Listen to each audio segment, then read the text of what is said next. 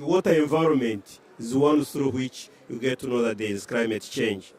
The financing needs for implementation of water, sanitation, and hygiene intervention, the NDC, by 2030 are estimated at US dollars 2.73 billion. However, the current funding for wash interventions and updated NDCs is still very low.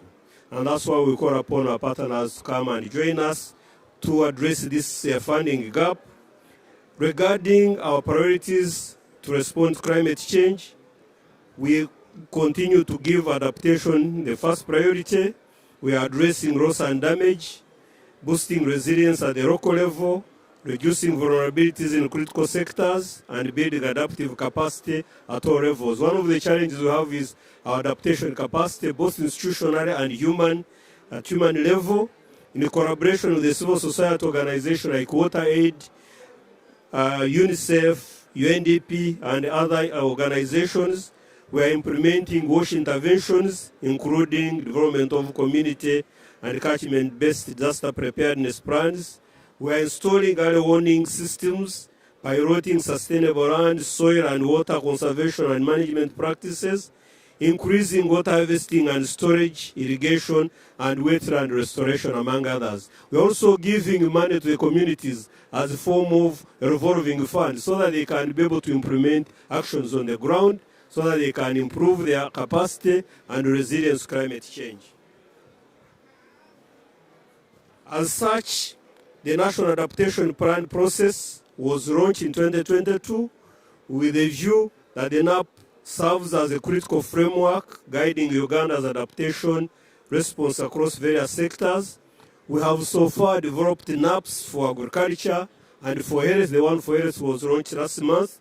We have also embarked on developing a NAP for water, and we are also building on experiences of the other NAPs. The development of WASH NAP will complement other existing sector NAPs and also inform the formulation of the Uganda framework NAP process. We are again at the same time working on the overall NAP as we develop sector-specific NAPs. The WASH NAP will also serve as a national WASH policy instrument for coordinating and driving actions of all actors and stakeholders in the WASH sector in the pursuit of adaptation objectives. Of course, despite the above-mentioned efforts, integration of WASH in NDCs and NAP, and to improve access to WASH services, the country continues to face challenges of data and information gaps. Again, as we plan, we don't have enough data and information, resource limitations, financial and technical, the capacity actually to implement these interventions, but also the resources to do that are limited. And of course, how to measure our resilience. We are always challenged to actually demonstrate that the actions we are taking are improving resilience. So putting fresh indicators and monitoring frameworks is very key. And of course, we are hoping that through this discussion, we'll be able to learn from all of you on how we can strengthen our process, but how we can also implement, and of course our financing and technical partners. We are hoping that you will come forward to work with us so that we can move this agenda forward. So I really want to thank our partners, WaterAid, UNICEF, UNDP, UNHCR, and many, many others for coming to work with us to ensure that we move this WASH NAP process forward, and we look forward to working with all of you during its implementation. Thank you very much. Thank you so much, Kalist. Dr. Kalist, really your illustrious history working in this sector, both outside the government and inside, and then focusing on, again, a data-driven, evidence-based approach for prioritizing that with the data gaps, and very promising look at indicators. I think that is that next step. There's a lot of discussions now in the negotiations about adaptation indicators and way to measure progress, and by incorporating those follow-up tools, there's more confidence than in making sure that financiers come in and help funnel in the absolutely needed climate finance to make sure Uganda meets its goals. Thank you very much for those insights. Much appreciated. We will now turn to a country that has water in its veins all the way through, both as in their development programs and in their national programs. Dr. Eric Korsigan is acting head of the Department for Trade, Private Sector and Financial Instruments at the Swedish International Development Cooperation Agency in Sweden, who will share with us again Sweden, you're on both sides, both in your national work as well as your development work, and you've always been a leader in terms of ensuring that water is at the center of those actions. If you could share with us what you are doing, again, at the regional level and at headquarters to make sure water is part of the NDCs and NAPs. Over to you, Mr. Eric. Yes, thank you very much, ladies and gentlemen, and thank you very much, Carol, for first of all the great cooperation, and also for inviting us to discuss how we can commit to mainstream water into climate and climate resilience initiatives. Water is vital to human security, biodiversity and climate adaptation and mitigation efforts. Sweden, through SIDA, SIDA support has consistently provided water as a core component of climate resilient efforts. So, responding to your question, let me please shed light on it through 3 cases and lessons learned from our operations. And I start with the first lesson learned relating to integrated water resource management. Because one key lesson that we have learned is the importance of integrated water resource management at both policy and project level. This approach ensures water considerations are embedded across all sectors, particularly agriculture, energy and urban planning. For example, SIDA has supported the Nile Basin Initiative, which promotes sustainable, equitable management of the Nile River across 10 basin countries. Through the initiative, SIDA helps foster regional stability by encouraging cooperation and providing tools for shared water management projects in areas like water allocation, flood control, and agriculture productivity.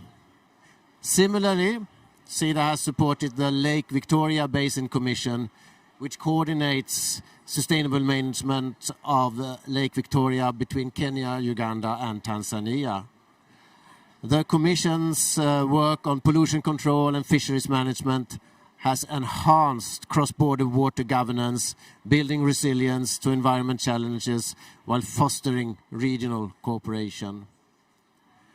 Second lesson learned relates to community-centric approaches and nature-based solutions. The key lesson is that I can highlight is that working directly with communities is essential for sustainable water management. In the MENA region, for example, the water efficiency, productivity and sustainability in NINA regions project, implemented in partnership with FAO and supported by us at SIDA, focuses on enhancing sustainable water use in agriculture, which is a critical sector for food and water security, of course. Through the project, SIDA supports initiatives like that blend traditional water management with modern nature-based solutions to increase water productivity and sustainability. This community-centered approach not only improves water efficiency, but also integrates adaptive techniques for farmers and local stakeholders to manage scarce water resources more effectively, making communities more resilient to climate impacts.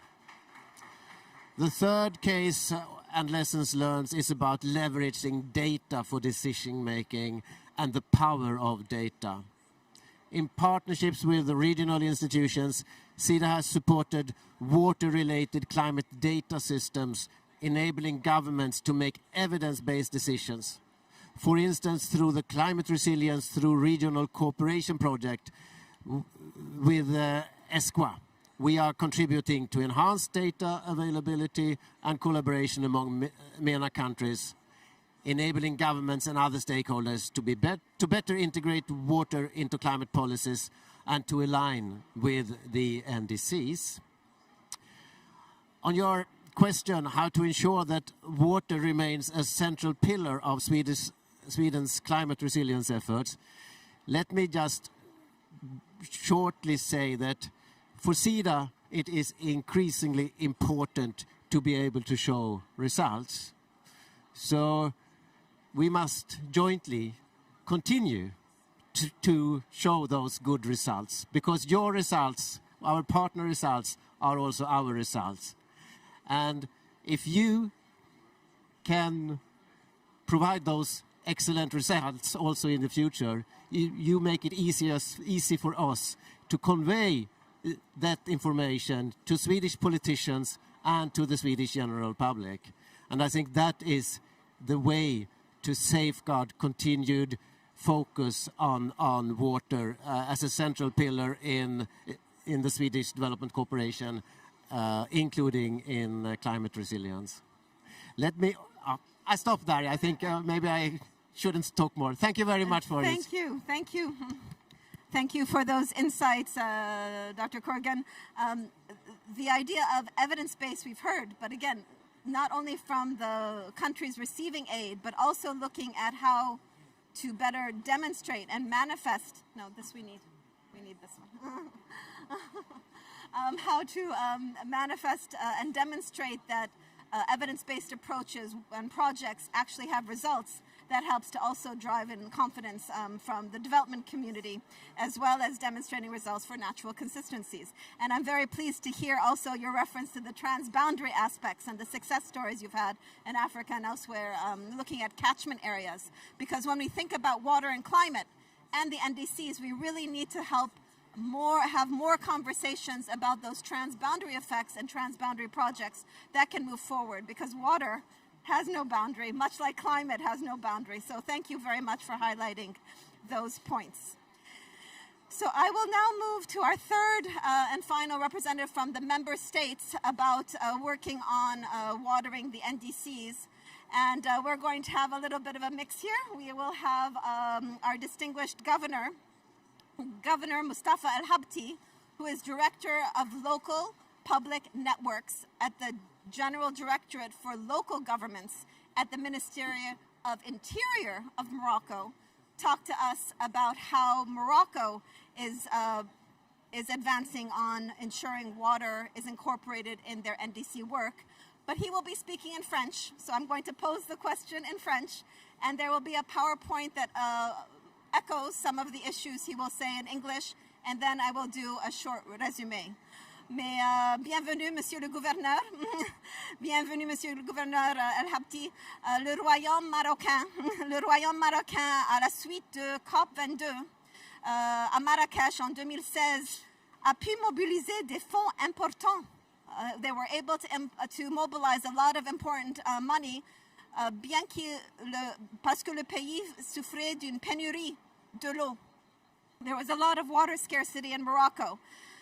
Because of climate change and other factors. Alors, comment est-ce que le Maroc a pu prioriser les eaux dans les plans d'action du changement climatique, y compris les NDCs, à travers la coopération intersectorielle et à l'échelle nationale et locale?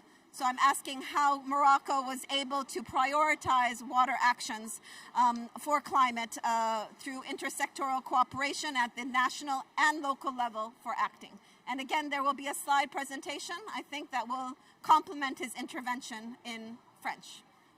Monsieur le gouvernement, vas-y. Merci, madame. Je suis ravi d'être parmi vous. Tout d'abord, je tiens à vous rappeler que le Maroc subit de plein fouet les conséquences des changements climatiques.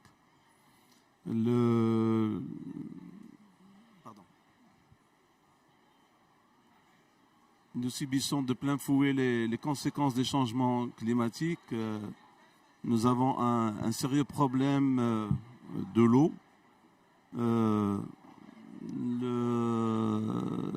Nous vivons un stress hydrique par excellence depuis surtout ces 6 dernières années.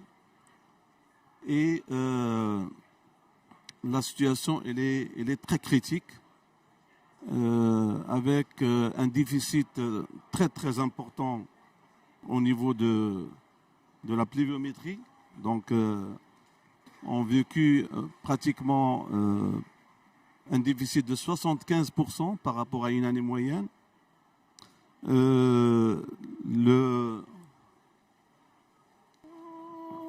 La pluviométrie ramenée à... Vous m'entendez bien ?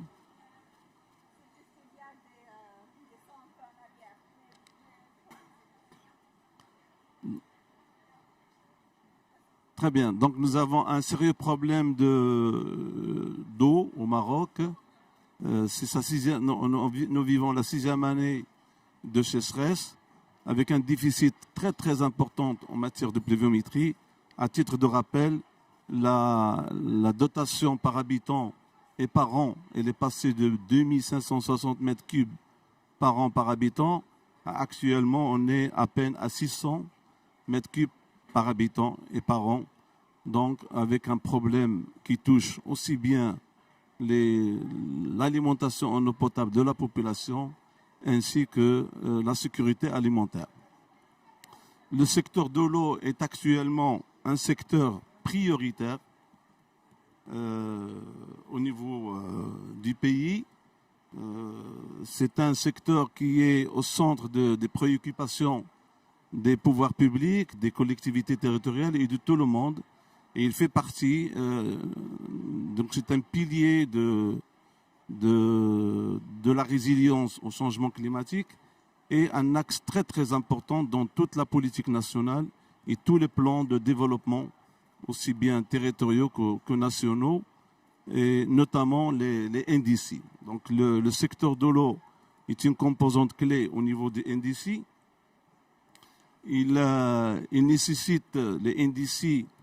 La dernière version devra être actualisée en fonction du contexte actuel lié au changement climatique. Et c'est pour cela qu'on a pris les choses au sérieux à partir surtout de 2018-2019, où on a initié un programme très très important. C'est un programme qualifié d'extrême urgence qui s'adapte parfaitement à ces conséquences des changements climatiques. Est un programme pour aller très très vite et pour tenir compte des évolutions du secteur de l'eau, parce que ça devient très très sérieux. Le taux de remplissage des barrages ne dépasse pas 29%, avec un bassin hydraulique qui est très très important, c'est le centre du royaume, où le taux de remplissage ne dépasse pas 2% pour certains barrages qui sont clés, qui sont nécessaires à l'irrigation des espaces irrigués. Donc nous avons initié un programme très ambitieux de l'ordre de 15 milliards de dollars sur 10 ans, sur 7 ans, 2020-2027.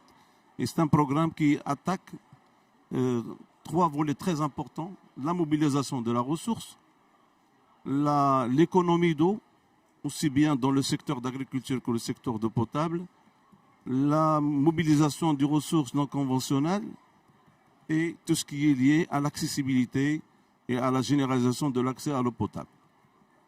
Nous avons fait beaucoup de réalisations très très importantes. Ce sont des réalisations urgentes qui nous ont permis de garantir en premier lieu l'approvisionnement en eau potable, malgré la sécheresse, malgré ses conséquences. Nous nous sommes adaptés et nous avons pu régler des problèmes très sérieux, notamment l'alimentation en eau potable. L'agriculture, malheureusement, on a un problème, mais dernièrement, on a pris aussi les choses beaucoup plus au sérieux, avec la mobilisation des financements très très importants pour attaquer des grands projets. Et nous avons déjà réalisé un transfert d'eau entre les bassins excédentaires vers les bassins déficitaires. C'est un projet qui nous a réglé le problème d'alimentation de presque 10 millions d'habitants. Nous avons attaqué le dessalement d'eau de mer, parce que, comme vous le savez, le Maroc dispose d'un atout important. Nous avons un littoral de 3500 km avec un programme important des énergies renouvelables. Donc les énergies renouvelables est un élément important qui participe à la mobilisation de la ressource, notamment le dessalement d'eau de mer. Et nous avons une référence actuellement très importante, c'est la station de dessalement de Casablanca, avec des prix très très intéressants et qui sont à la portée aussi bien des consommateurs en eau potable que pour l'agriculture. Donc le prochain programme qui est très très ambitieux. C'est la continuité de la réalisation des barrages là où il pleut. Donc on privilégie, on priorise les barrages dans les endroits où il y a la pluviométrie. On attaque le transfert d'eau entre bassins. Il y a un grand transfert qui va se faire pour mobiliser pratiquement 1 milliard de mètres cubes entre le nord et le sud. On attaque un grand programme de dessalement d'eau de mer mixé avec les énergies renouvelables dans l'objectif de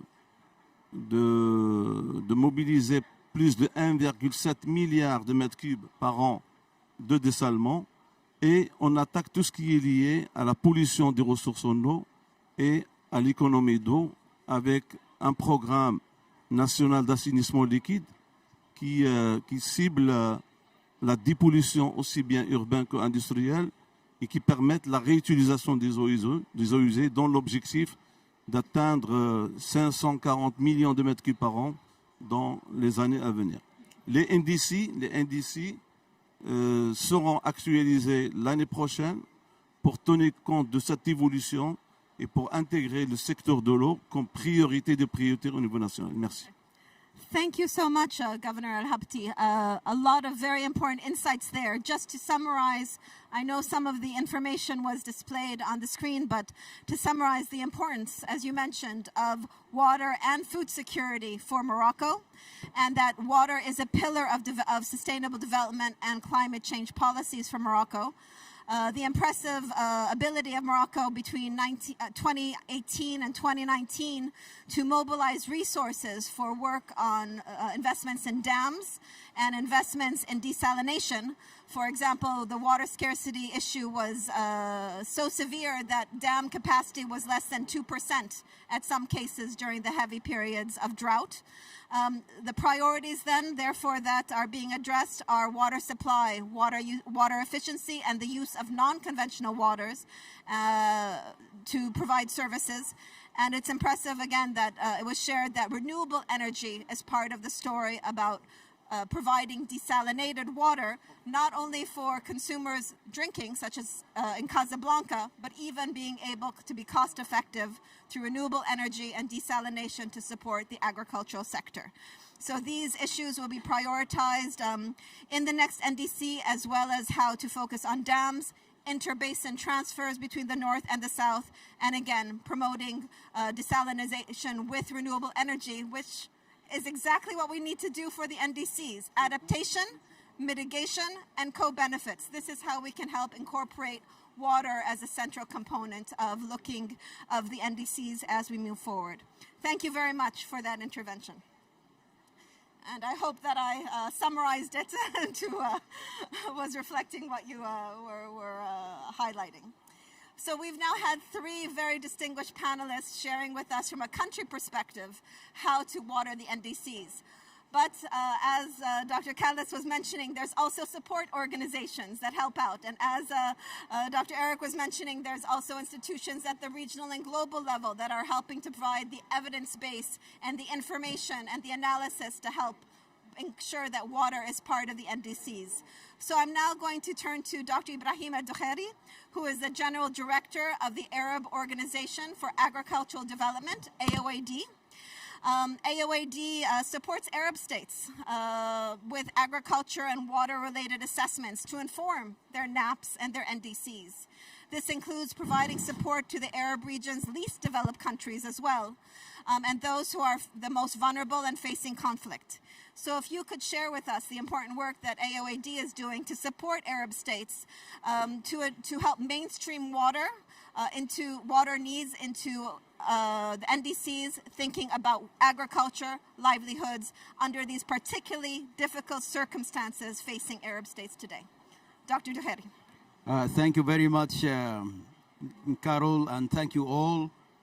I think you are all aware of the fact that NDCs and NAPs are 2 core elements within the United Nations Framework Convention for climate change, aimed at addressing climate change.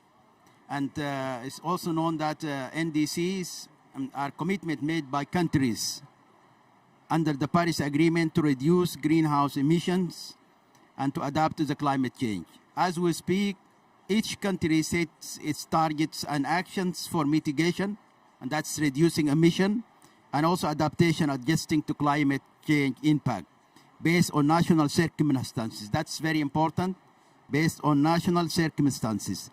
The example we have from the MENA region is that 89% of the countries have included agriculture, water, and land use sector in their mitigation contribution, while 98% have these sectors to their adaptation strategies. And these contributions highlights the region's priority for climate resilience, and countries like Egypt, for example, is estimating a potential reduction in the range of 15 to 19% in the maize productivity by 2025. That then eliminates something very important. From the national adaptation perspective, NAPs are strategic plans developed by countries, especially developing nations, to address climate vulnerability and outline adaptation strategies. Now, the plans address the medium and long-term adaptation needs to integrate climate change adaptation into existing agriculture, water resources, health, and infrastructure policies. AOAD, like other agencies, provides support to the countries, and we are talking here about the countries of the region, that's the MENA region, in 4 critical areas. The number one is to support the vital for safeguarding agricultural productivity and ensuring water scarcity. The region, our region, is known for its water scarcity dimension. So our work focuses on ensuring that water security and water resource areas are covered in the NDCs. The second area, AOAD, addressing the gaps in disaster risk governance. Very important to recognize as a priority only by 35% of the regional countries through targeted capacity building initiatives that strengthen agricultural resilience. And the third area, AOAD, empowers these countries to enhance their climate adaptation strategies in agriculture, fostering long-term sustainable development despite the challenges posed by the resource limitation. And let me just in summary say how do our agency, which is AOAD, support the countries in the region. The first important area is about the data, the use of the power of data, and that means will help the decision-making process through data, good data, information studies, consultancies, generating strategies and frameworks that are helpful for the policymakers, guidelines, and policy briefs. That's one categorical area that we support our member countries with. The second one is the technical assistance that we provide in terms of science policy interface, capacity development. Sometimes we do technical cooperation projects to demonstrate that an idea or a technology works for the interest of people that can then be upscaled easily. The third important area is the policy development, and here we talk about mainstreaming, synergy, and governance compliance. Those are very important areas which will then help because we, in essence, we work with the 4 important agricultural resources, that's land, water, animal and plant genetic resources, as well as the climate. The fourth area is resource mobilization with our partners like ASCOA and the others, and our supporters from SIDA and the rest. We mobilize resources to make sure that we have activities on the ground targeted to the ground level.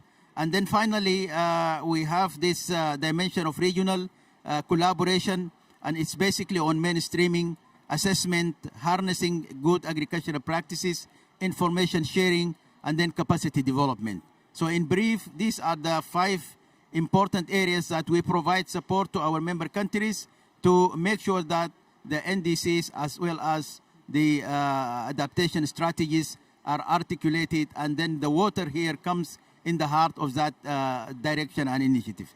Thank you. Thank you so much, Dr. Daheri. And thank you for bringing into the conversation the NAPs. The NAPs, as you know, under the agreement, are not due until the end of 2025. But the third generation of NDCs are due by February. So making sure that we don't wait for the political processes to go to the end, information that is contributing to MAPs, the evidence, the means of implementation, the technology, even the ways of thinking of capacity building to empower countries to work also on their own initiatives with the support institutions there. All this is a process. We don't need to wait until the NAP is approved and finalized and issued for a NAP process to inform an NDC. And I thank you for indicating, and I know you have been doing this in Sudan, and there's very difficult situations, also Somalia, and ESQA in Beirut has been working very much with you, and we appreciate your partnership, again, under the climate resilience work that we do to support agriculture, food security, and as you mentioned, those key linkages of land, water, and animals, livestock. We cannot forget the importance of livestock as also a consumer of water. In the MENA region, Mauritania and Somalia and Sudan, a lot of their income is from livestock production. And we sometimes forget about that when we think about water for agriculture. But that also component needs to be part of our adaptation strategies to support livelihoods and our sustainable development goals. We're going to now jump, thank you very much, Dr. Daheri. The next speaker from the GCF, Amgad, is taken. I'm hoping he'll be able to join us. So I'm going to turn over to Ms. Manohara Khadka, who is the Nepal country representative for the International Water Management Institute, IWMI, in Nepal. A lot of enthusiasm and work has been done to help Nepal, and Nepal has this a set of unique water management challenges across diverse ecosystems. So if you could share with us, how can national climate adaptation strategies best incorporate water as a resilience factor?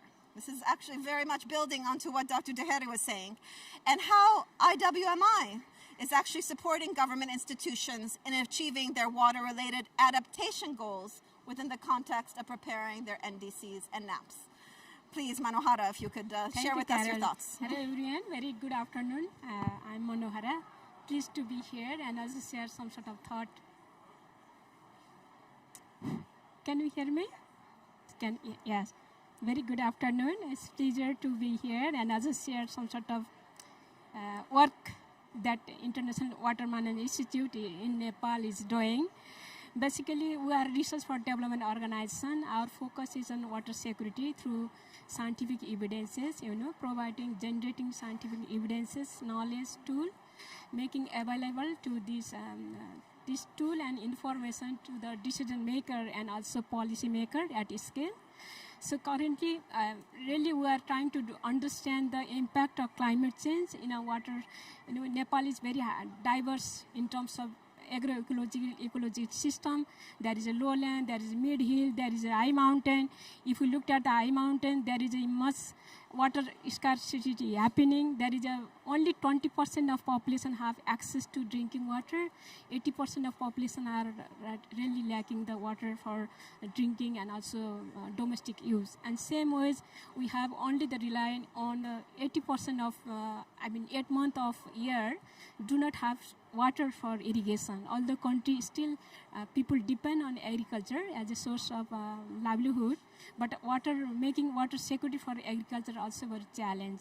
And same ways, in order to access some sort of water like groundwater, in some area there is groundwater, but access to energy is very much challenge. So what we are trying to do is through the generating knowledge about the hydrologic system and how climate change is impacting the water system and its impact on energy system and also food system, biodiversity and ecosystem, we do generate. So our role is that generating evidences, making the evidences available to the discussion around the water security as is water security for the resilience, also adaptation and mitigation. So what we are trying to do is that through the review of the policy, that at the moment, like for example, NDC, Nepal has started preparing NDC in 2016, and then now we have a second NDC. First NDC did not have much on water, and the second still limited perspective of water on the NDC second. So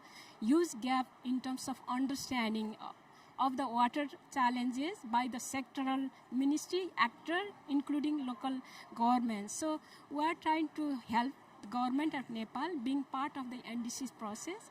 We are in a technical committee. We provide the scientific evidences and challenges based on the scientific analysis, and also discuss what the minimum indicator and target and policy target should be in a next NDC. So we are doing also not only research-based capacity building. We provide training for also municipal mayor, deputy mayor, and local elected body beside the sectoral agency. So at the moment, we are facilitating multi-stakeholder dialogue with the government at scale, national level, sub-national level, and including national and provincial and local government. So we are facilitating the process that every sector and also should recognize the role of water in their sectoral outcomes. So our role is really facilitating being a part of the technical committee. Also, Nepal has been changed in terms of political, like we have a governance system change since 2015, starting from unitary system to federal system. In that system also water governance comes very much in big issues in terms, because water management role responsibility has been divided in the 3 levels of government. How to bring the voices of local government also into the table of adaptation, NDC preparation. So we're making available scientific evidences, tool, guiding our policymaker across the sector, water, energy, food, and also civil society. We are helping that way, making sure that water is very much clearly reflected in a target, a qualitative target and quantitative target. And also the NDC, next generation NDCs really should be looking at the water from not only from an engineering solution fix approach, more on holistically. It has to do with the people, it has to do with the governance, it has to promote the equality and inclusion in a resource management. So our role is that I'm also sitting in the technical advisory committee. We provide with the sectoral Ministry of Forest and Environment, also leading whole NDC process. We are leading also adaptation chapter in the next NDC, beside supporting to the Ministry of Energy, Water Resource on making sure that water dynamics or different dimensions of water is included in the NDC. Yes. Thank you so much, Manohara. Thank you for sharing those insights. And we've talked about water in a transboundary, and you brought in groundwater. We often forget about that hidden resource. Groundwater is fundamental, and definitely in Nepal. And I appreciate you talking about the water, energy, food nexus. Of course, ecosystems are embraced, but this integration of water and energy is fundamental. And again, I revert back to what we are talking about here, the NDCs. NDCs are often put into the context of how to meet the global goal on mitigation, the climate goal. But water is part of the story. Water is a huge consumer of energy, and water is a driver of providing energy. So we have to think of water in this context and how much is used, and think about that integrated approach. And you highlighted that very well intersectorally, as well as the different levels of government, which echoes what our colleague from the governor from Morocco had mentioned. It requires national action and capacity building and analysis at sub-regional and also local based. And if I could, before I'm going to turn to the service, I'd like to highlight the importance of tools. We've heard from some of the support agencies here the importance of tools and guidance to help countries better water their NDCs. And I'd like to just plug in that at 3 o'clock today, we're going to spend 2 hours, a half an hour for 4 tools that will be shared on tools that can help exactly this, water the NDCs. And some of those, some of the partners are already using here, and you can hear more about that at 3 o'clock. we've done a lot of talking. I've done a lot of talking. I'd like to just take maybe a few minutes to open to questions and give you the opportunity to ask to our distinguished panel questions. If you raise your hand and introduce yourself, if you have any questions for the panelists, I think we can accommodate maybe a few minutes. I know that we're hitting exactly the 2 o'clock mark, but if I can prevail on you, a few minutes to move forward since our last speaker was not able to join us. Are there any questions that someone would like to pose to the panel? Any comments or views that could echo the importance of watering the NDCs in these specific countries? Okay.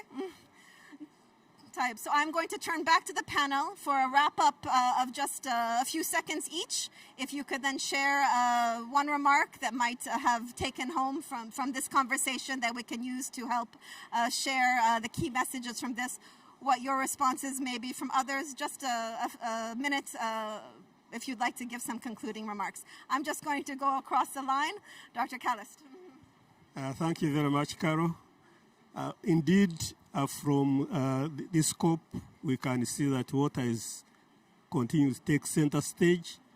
And I think what we need to do is to make sure that we use the water as a catalyst for addressing climate change issues. As you have said, for you to know that there's climate change, the water environment is the medium through which you see it. And we need to give more priority to water and ensure that we improve our capacity to adapt impacts of climate change through improved water management and also ensuring that we have climate resilient water development and management. Thank you. Thank you very much. I think my take on this one would be we need to bring here the dimension of complementarity and comprehensiveness in the way we, if we approach putting water in the heart of the whole process. That definitely calls for being comprehensive and complementary.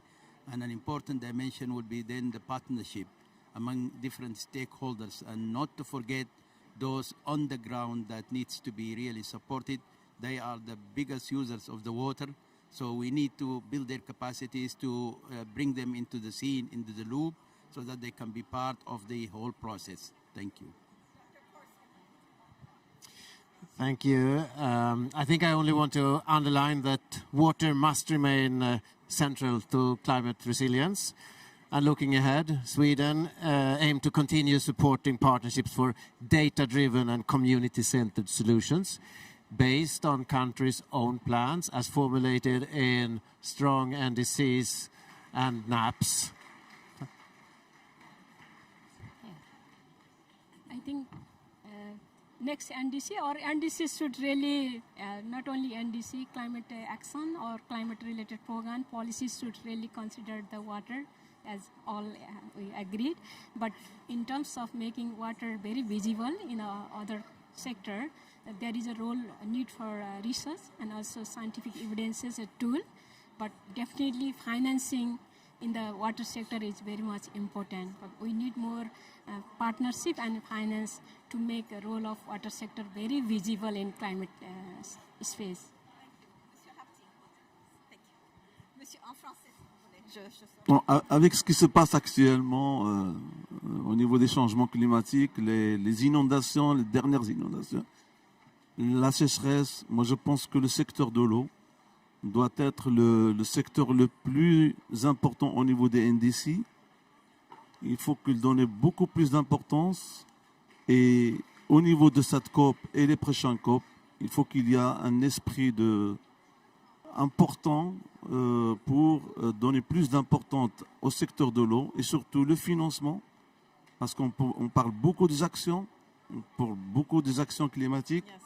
Le secteur de l'eau doit être au cœur de préoccupation au niveau des NDCs et mobiliser les financements nécessaires pour faire face aux problèmes qui vont venir par la suite, parce que ça va du mal au pire.